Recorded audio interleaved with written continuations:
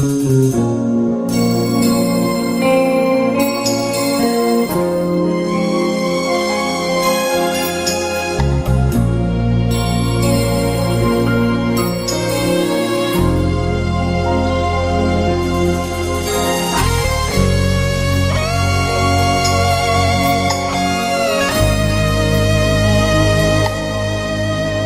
្យថាភ្លើងគឺក្តៅ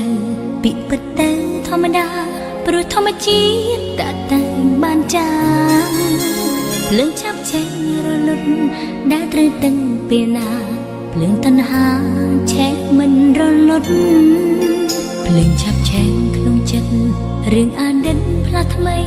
បញ្ចប់រឿងបដូរទូឯស្រីឯណាពីចរណៃបានស្បត់ស្បាយសំដីឆ្លើយមកថ្លៃ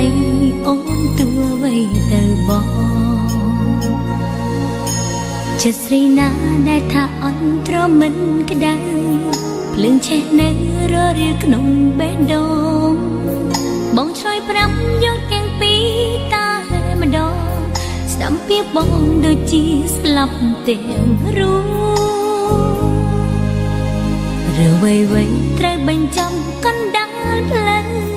សូមបងតែងថ្នមទូឲ្យបងថ្មីចុះព្រោះគេក្មេងហើយស្រងសាទប្រំប្រៃត្រូវចិនថ្លៃដែលជាប្រព្រានចិនសាវាទឹកភ្នែកអូនកក់ក្នុងអារាលឿនស្នេហាឆេងរស់ក្នុងដួងចិត្តស្រីបដូរទូឲ្យភ្លេចសន្យាឲ្យតណ្ហាផ្លាស់ចិនថ្លៃរូបបងនេះជាព្រាននារីចិត្តត្រជាក់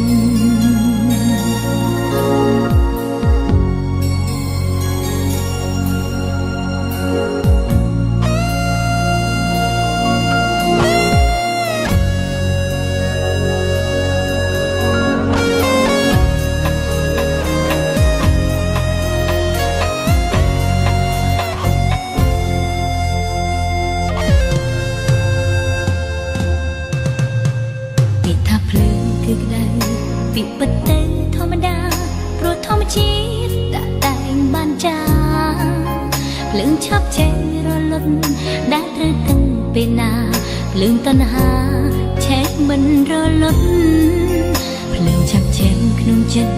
រឿងអាណិតផ្លាស់ថ្មីបញ្ចប់រឿងបដូរតួឯស្រីឯណាពីចរណៃបានស្បត់ស្បាយសំដីឆ្លើយមកថ្លៃអូនទួអ្វីទៅបងចិត្តស្រីណាដែលថាអត់ទ្រាំមិនក្តៅភ្លើងឆេះនៅររៀលក្នុងបេះដូងបងឆ្លើយប្រាប់យកទាំងពីរតែម្ដងស្ដាប់ពីបងដូចជាស្លាប់ទាំងរួមរឿងវៃត្រូវបញ្ចាំកណ្ដាលផ្លូវសូមបងតែងថ្នមទូឲ្យបងថ្មីចុះព្រោះគេក្មេងហើយស្រងសាទប្រំប្រៃត្រូវចិនថ្លៃដែលជាប្រព្រានចិនសាវាទឹកភ្នែកអូនកក់ក្នុងអារា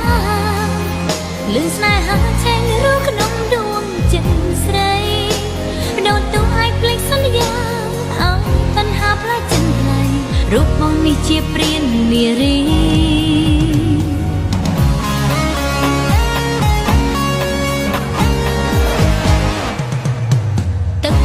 កក់ក្នុងអារាលឿនស្នេហា